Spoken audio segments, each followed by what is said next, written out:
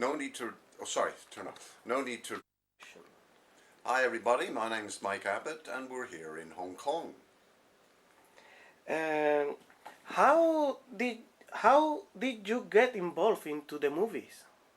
I was working as a doorman at a live music venue, and an agent noticed me.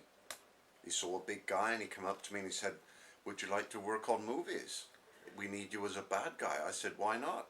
And so I went for a casting and they took me on right away. It was IFD Films. And then I did about 10 or more in 1 year. Do you remember who was that agent? His name was George. I believe he was a Chinese Malay. Was he an agent from IFD? Yeah, for IFD, yes. Uh, at the moment you were to start your movie career, Jean-Claude Van Damme's Bloodsport was being shooting in Hong Kong, and many Weilo actors appear on it. How come you never act on that movie? I called them, but it was too late. They'd finished the casting. Which movie did you do first for IFD? I'm sure it was Royal Warriors. If we see Royal Warriors and Hitman El Cobra, we can realize that the actors use the same clothing and the same weapons. Were they shoot at the same time? One after the other, immediately. One after. First it was the Royal Warriors, I'm sure, and then it was Hitman the Cobra afterwards. And how long between both movies? No time. Go straight on to the other one. So how did they let you know which one was Royal Warriors and which one was Hitman the Cobra? They didn't really tell you, but I could tell because we changed the costume. Because Royal Warriors, I wore a pink ninja costume, right? And in the Hitman the Cobra, I was in army fatigues. At the time you were offered your first movie as the main villain, did you consider yourself as an actor, or you just made the movie as another job? I didn't really consider myself an actor in the beginning. It was just some work, interesting work.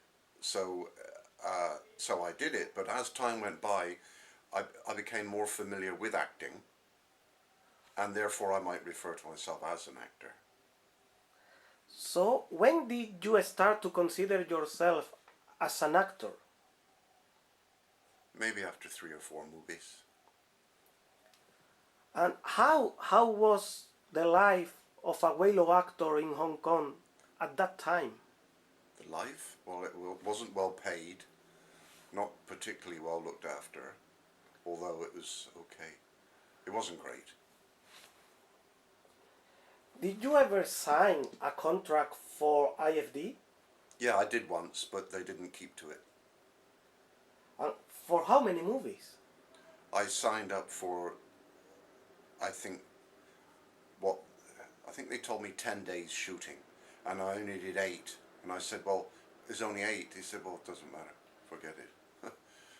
So the contract once we signed, and they didn't keep to it. So there was no point. No point. It was just stupid. Yes, so it wasn't a formal contract.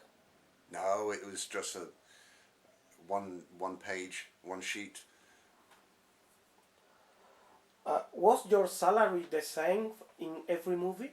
When I started, it was 50 Hong Kong dollars an hour. It went to 60 and then 70, and stayed at 70.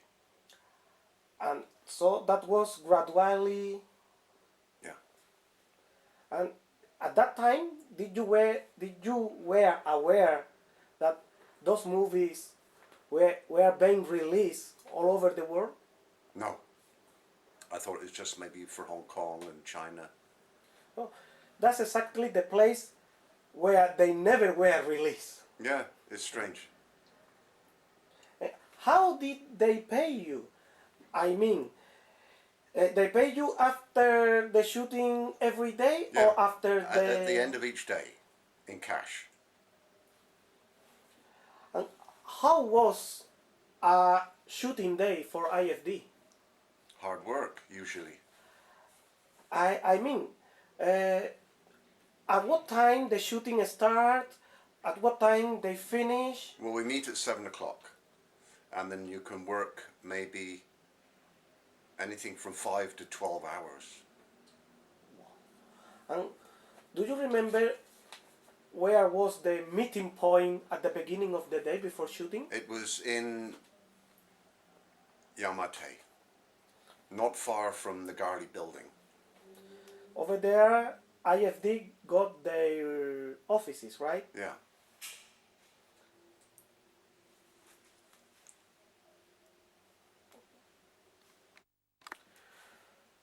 While shooting movies for IFD, did ever happen any dangerous situations or serious accident? I never had any serious accident, but once I was blown up, and they fired the charge when I was a bit too close, and it threw me forward, and I could feel the back of my legs stinging from the blast. And were you hurt? A little bit. And for example, at that time when you were working for IFD, if any actor got accident or seriously hurt, were they covered by an insurance? No idea. I never found out. Never thought about it. So when you get hurt during that shooting, how they care you? I didn't tell them. Oh, why not? Wasn't important. It was just stinging on the back of my legs. It wasn't too bad.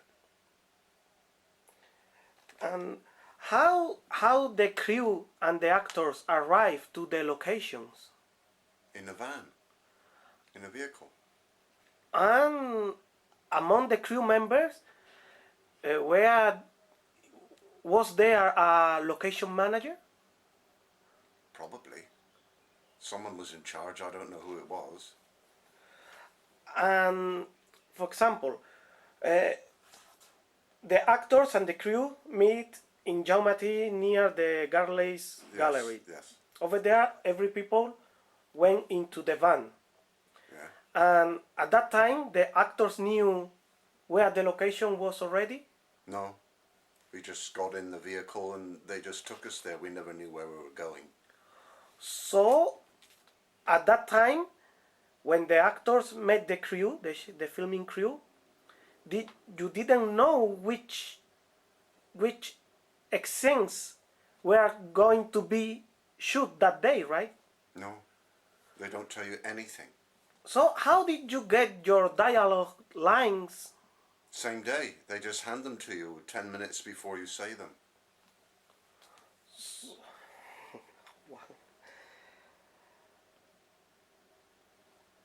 It is said that John Cheung was the action director for IFD movies at that time, but was him the only one? No. Philip Coe was often an action director as well. So you mean when Godfrey Ho was the director of the movie, Yeah.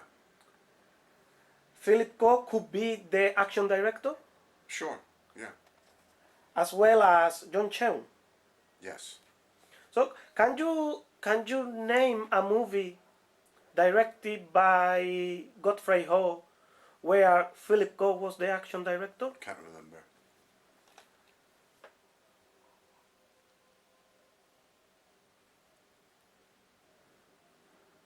So when Philip Coe became the director, who was the action director? Can't remember. So I often didn't. I knew John Cheung, and I knew Philip, but whoever there were other action directors, and often there would be two or three because the stuntmen would help. So, but I can't remember their names. I don't know who they were. So is it possible that Philip Coe was the director and the action director at the same time in some movies? Possibly. He would always have his opinion of what to do. If he's the director and someone else was the action director, then he would have a say in what to do.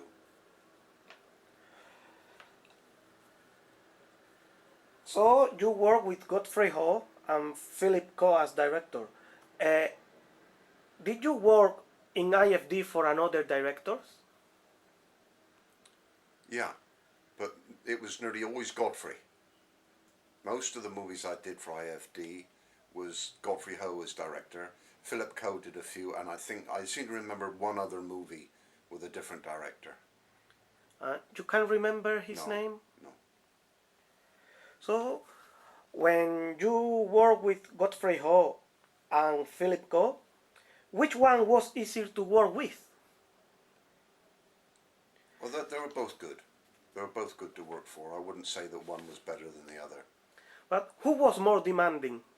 Philip Ko. You know the reason? Don't know. Just the way he was. But he was still fine to work with, though. He was, like I said, he was more demanding, I think, than Godfrey. But the job got done. It's all the same. So, in some words, can you see that working with Godfrey Ho was easier than with Philip? In the way that he was less demanding? Not really, it was the same. He was a little less demanding, but they were about the same. They were both nice to work with. I couldn't put one in front of the other. But for example, if we watch IFD movies, it doesn't matter who direct, if Godfrey Ho or Philip Ko. We always see the same style in their shootings. It's very difficult to guess who is behind the camera. Yeah, that's called the personal touch. Sometimes you can recognize a director's style. Famous directors, you can recognize the way they do things.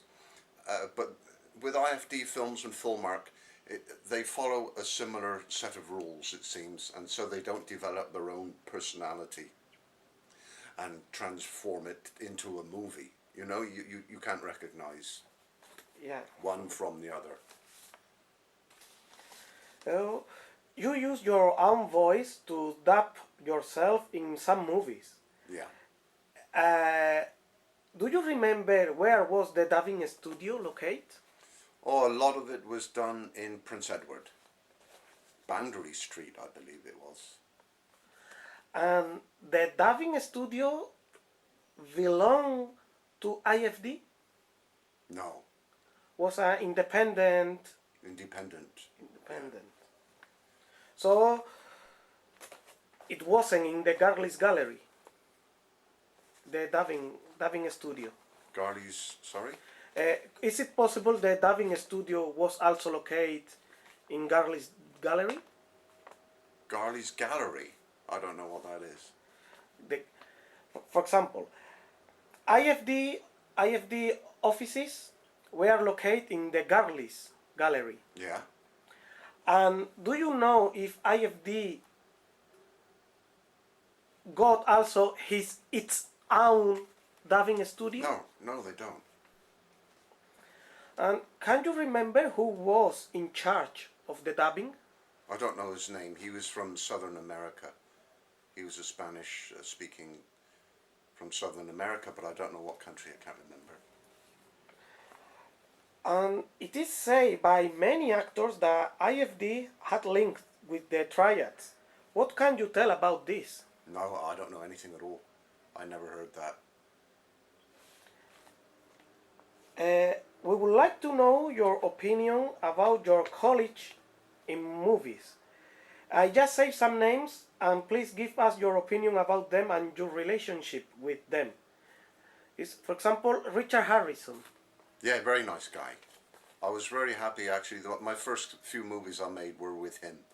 And he was the hero, and it was great to be working with someone who had so much experience. Because he's been making movies since the early 60s, I believe. So that was a good 25 years of experience. So when you first met him, did you already who he was? No, I'd never heard of him before. And did you get along with him? Very well.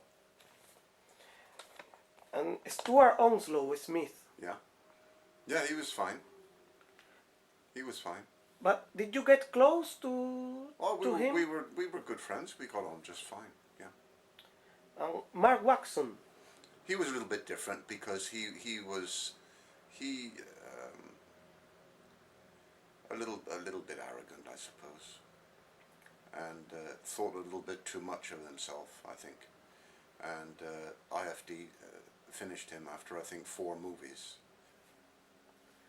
Most of the movies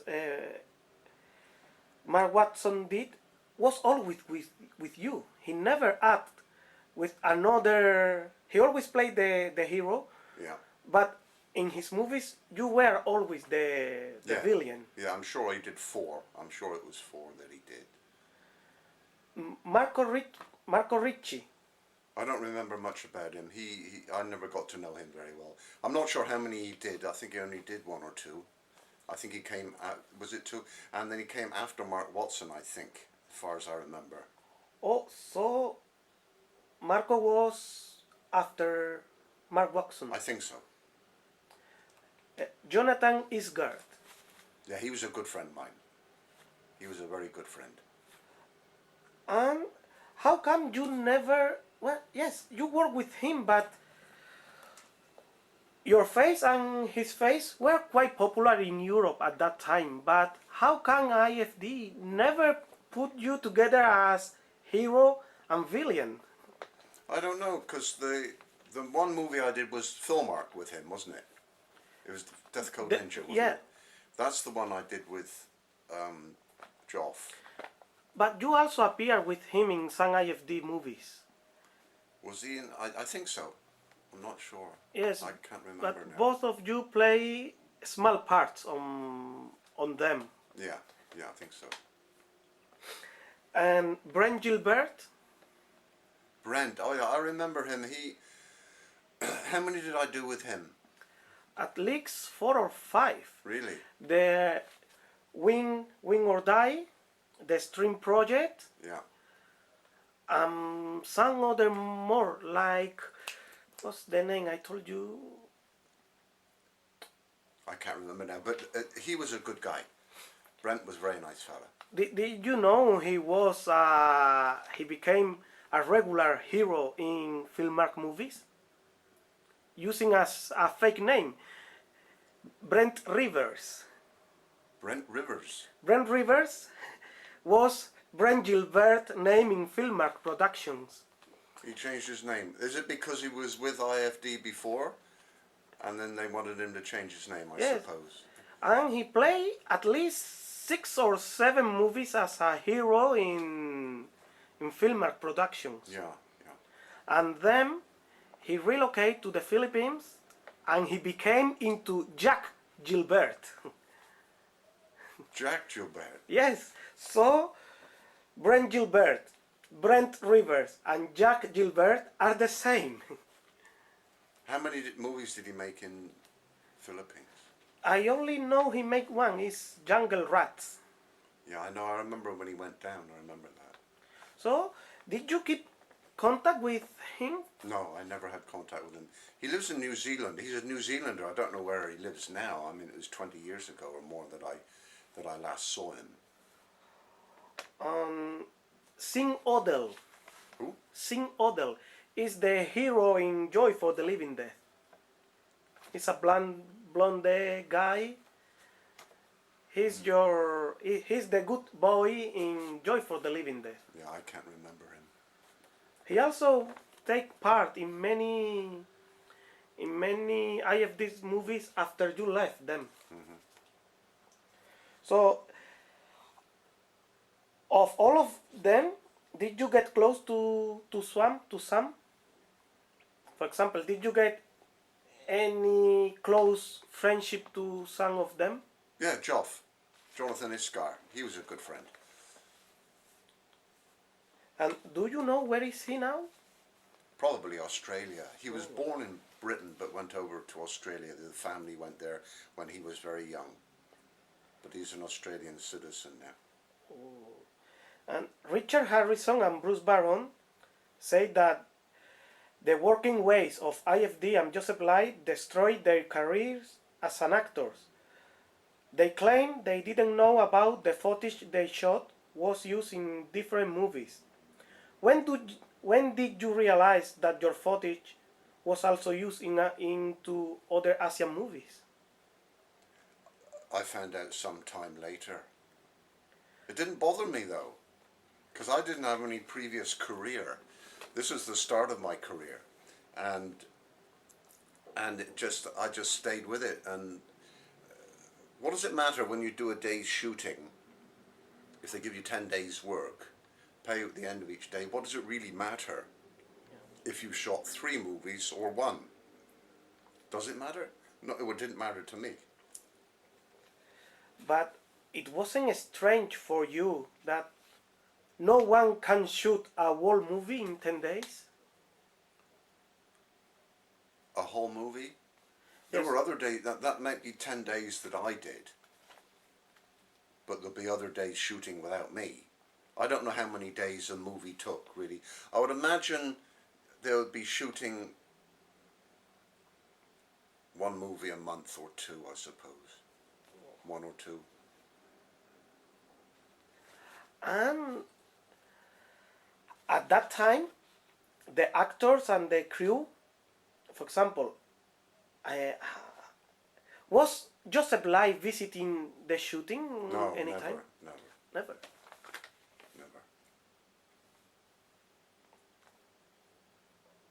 So at the time you were under contract with IFD, you worked for Filmark in Death Code Ninja. Yeah. Were there any difference in the working conditions among these two companies? No, it was exactly the same. For example, when you were to the locations for shooting, how many crew members, more or less? Crew members, let me see. I suppose about 8. 8 and 2, 3 actors. Yeah. So was always the same for IFD and Filmark? Yeah, it's always about that amount of people. And the action directors for Filmark were the same for IFD? I don't know. I mean, do you know if John Cheung, for example, was action director for Filmark? No idea. It's possible. And do you remember who was the action director for Death Code Ninja? No. For many, many years, people have believed that Thomas Tang died in Garley's Gallery. What do you have to say about this? No, he's still alive, I'm sure. Joseph Lai told me. I met Joseph Lai last year at the Film Art, Hong Kong Film Art. And he said he was alive. You say that you once met him and he was not related to IFD. But the truth is that no one has a picture or detailed description about him. Could you make a description of the Thomas Tang you met?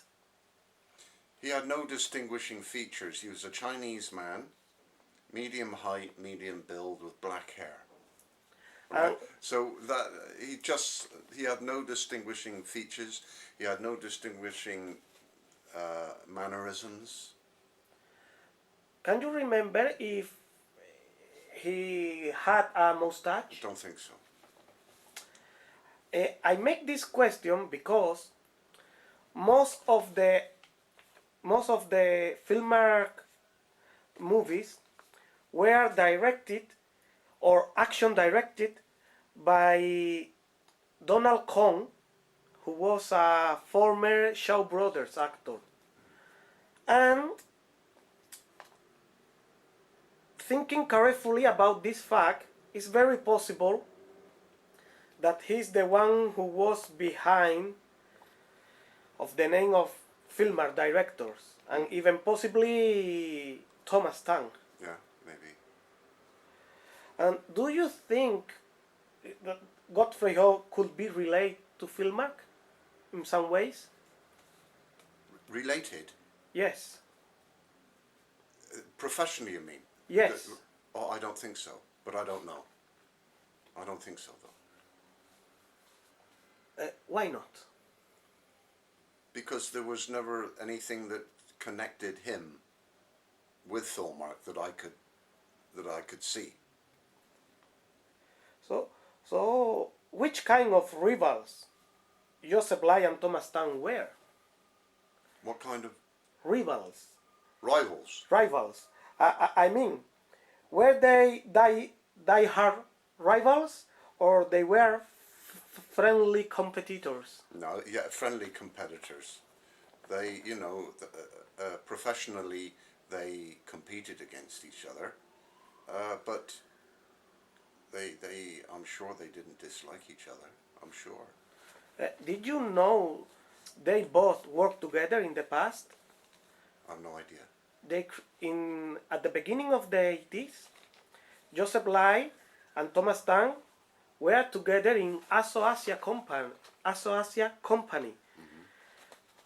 Joseph Bly and Thomas Tang distribute Yeah. Korean and Taiwanese movies into Europe. I have no idea. So when the Ninja Fever start, they separate, and Asia was split, and IFD continue making ninja movies. After that, Filmark appeared. Maybe. If I haven't done the research on the history, but if you say that's right, then I'm sure it is. In Death Code Ninja, there is a scene where you are sitting in an office and there are two ninjas next to you. In the office, we can see a world map in the wall. Can you remember where was that office? No. I can rarely remember the actual places, the locations. They're nearly always in Kowloon. And where, I can't tell you now. I seem to remember it was quite near to Chum Sa Choi. It might have been around Mongkok or Prince Edward somewhere. So do you think it could be the Filmark offices?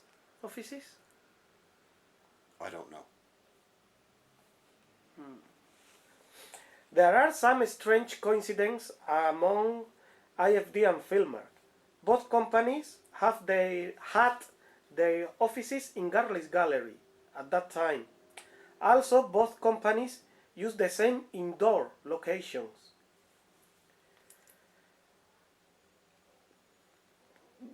Can you say something about that? Do you remember? No, I can't remember. You're saying that Philmark and IFD use the same offices. Yes. I can't remember. I mean, I've only done one movie with Philmark, and I haven't seen many of their movies. I've got a few of them, but I can't remember any similarities in the offices. And did you sign a contract with Filmark? No. So, and how did you work for them? So how did you get to work with Filmark? I can't remember. I can't remember how it came about. He got my number so I got a call from him, probably just through the agent, because the agent will know both companies. And that is almost certainly how they got my number, was through the agent. So, in between 1986 and 1989, you appear in at least 15 movies in Hong Kong. I think so. Most of them for IFD. Yeah. So it's very strange that you were not aware about how popular you became in Europe. No, I never knew. I've only found out recently through yourself and communicating with Regis in France, and there's another guy called Kip Doto who's in Florida, the USA. Since 2006, I've found this out. I had no idea. It's just such a surprise to me. It was just amazing that all these movies have come around again. They're getting revived, And when I made the movies with IFD, I so often didn't know the names of the movies, and I just went home and forgot about them. But, for example, during all these years, you have been keeping in touch with Godfrey Ho. No, I just found his number. I made some phone calls around to IFD, and I found his number, and I met him last year. And I haven't seen him since about 1989. So, did you keep in contact with someone related to IFD or Filmark No. during the last years? No. So at the time your contract with them finished, you keep apart I didn't have a them. contract. I only had that one stupid contract for 10 days shooting for 2 movies, I think, and they didn't keep to it anyway. They just gave me 8 days instead of 10. But I wasn't contracted. I was never contracted properly. Certainly not contracted legally. So could you tell us which is your favorite IFD movie? Probably Royal Warriors. Why? Royal Warriors or Hitman the Cobra. Maybe because it's the first ones that I did, and it was just new to me, and I just loved it. And so they stick in my mind because they were special, because they were the first ones. And after those two, everything we did was quite similar. It wasn't diverse.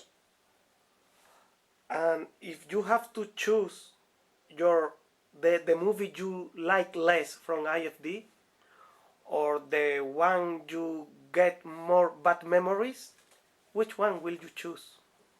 I don't really have bad memories of any of them.